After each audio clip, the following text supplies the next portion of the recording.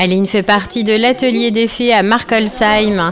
Elle dispose toutefois de son propre cabinet à Jebsheim pour ses consultations.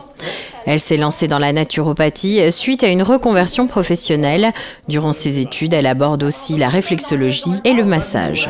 Alors la naturopathie, pour moi, c'est tout un tas de pratiques, de techniques naturelles qui sont destinées en fait à permettre au corps de retrouver ses capacités naturelles de régénération.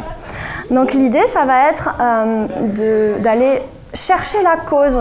Hippocrate dit la cause de la cause de la cause de la cause de la cause. Donc creuser un petit peu tout ça pour aller chercher la cause des symptômes, puisque les symptômes ne sont que des manifestations d'une cause.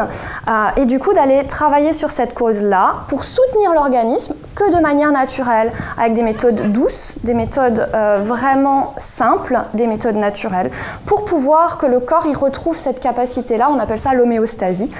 C'est la capacité d'autorégénération du corps. Contrairement aux idées reçues, la naturopathie ne concerne pas uniquement l'alimentation. Alors il y a plein de techniques différentes, mais effectivement il y a tout ce qui est alimentaire.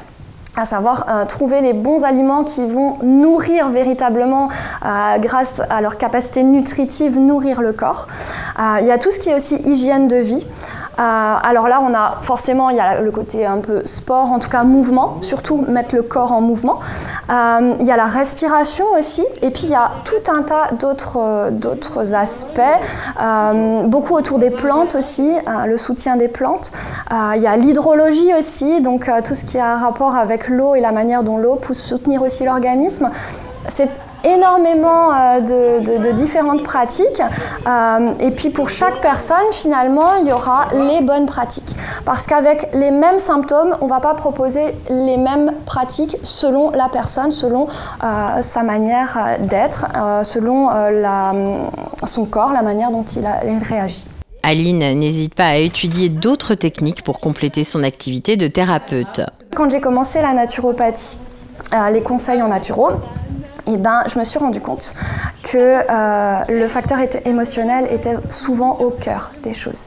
Et ça m'a amené à étudier du coup l'hypnose parce que je me suis rendu compte que c'était pas toujours facile de mettre en place les conseils si l'émotionnel était trop présent et si finalement la charge émotionnelle était trop pesante pour les gens.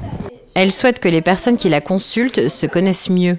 Peu importe ce que j'utilise comme technique, que ce soit la naturopathie, que ce soit l'hypnose, que ce soit les massages, moi j'aime faire voyager les gens pour qu'ils puissent voyager vers eux en fait, vers une meilleure connaissance d'eux-mêmes. Pour la thérapeute, il est hors de question de se soustraire à la médecine conventionnelle. Elle voit d'ailleurs la pratique de son métier comme un moyen d'apporter du bien-être à ses clients.